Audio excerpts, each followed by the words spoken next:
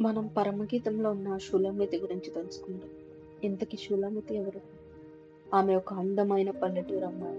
బైబిల్‌లోని పరమగీతం అనే గ్రంథంలో ఆమె ముఖ్య పాత్రధారి. షూలేముకు చెందిన ఆ అమ్మాయి పేరును బైబిల్ చెప్పట్లేదు.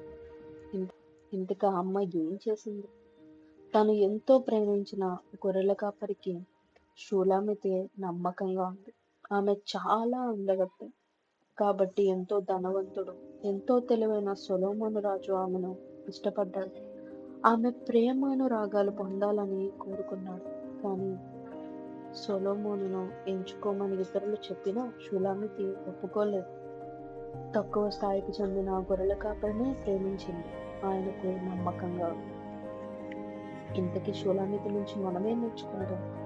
ఆమెకు ఎంతో అందం ఉన్న ఇతరులు ఆమె గురించి గొప్పలు మాట్లాడుకున్న గర్వంతో అహంకారంతో ఉండలేదు. అణకువ చూపించారు. ఇతరులు ఒత్తిడి చేసిన లేదా సంపదల్ని, హోదాను ఆశ చూపించిన ఆశకు ఏమాత్రం లొంగకుండా గొర్రెల కాపరిని ప్రేమించడం మానలేదు. అతనికి నమ్మకంగానే ఉంది.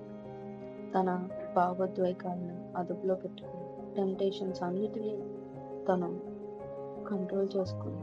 వాటన్నిటికీ దూరంగా ఉంది. ఎంతో నైతికంగా పవిత్రంగా ఉంది. మనం కూడా ధనానికి కానీ, ఈ లోక టెంప్టేషన్స్ కానీ లొంగిపోకుండా నిజమైన ప్రేమకు నమ్మకంగా, నిజాయితీగా ఉండాలి.